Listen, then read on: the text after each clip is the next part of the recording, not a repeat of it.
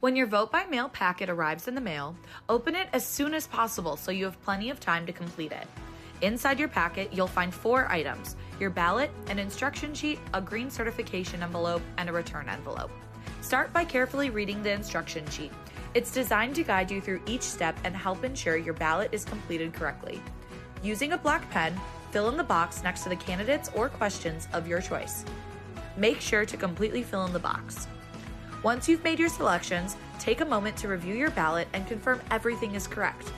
When you're finished, fold your ballot and place it inside the green certification envelope.